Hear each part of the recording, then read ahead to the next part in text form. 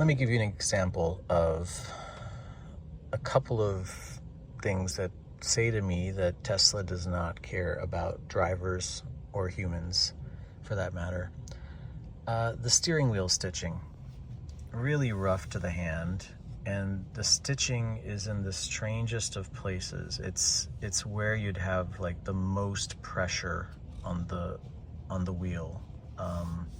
Typically the wrapping tends to be kind of here and continue along there. This is almost not quite on the back side completely, but on the bottom edge, and it just feels, if you put your fingers and your hands where they're supposed to be, this feels kind of awful.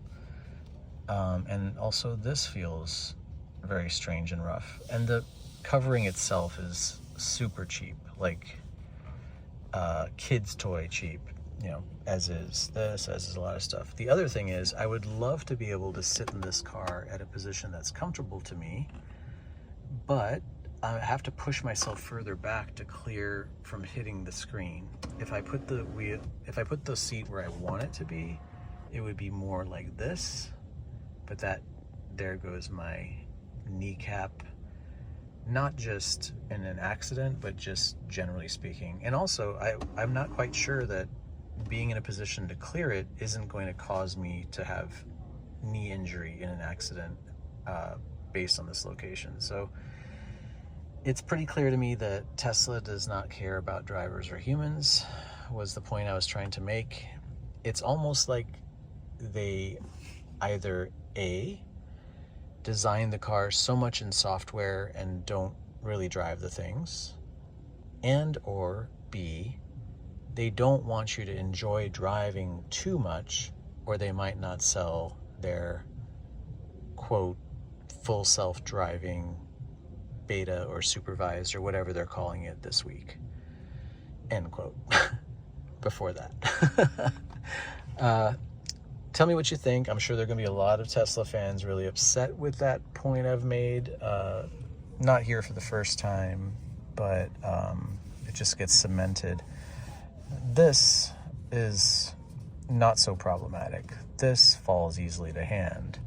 The materials up here, quite nice. I don't want people to think that I'm just like anti-Tesla. It's just I can't figure out how they get the simple stuff so wrong, and how this interior looks so much worse than the last one.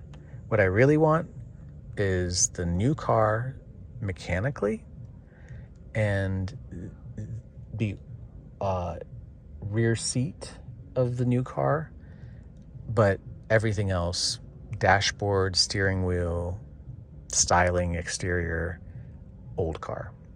Such a thing will never exist, but that's what I think the ideal Model 3 would be.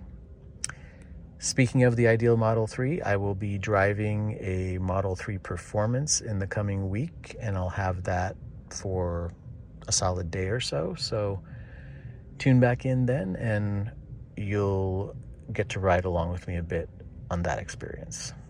Thanks for watching.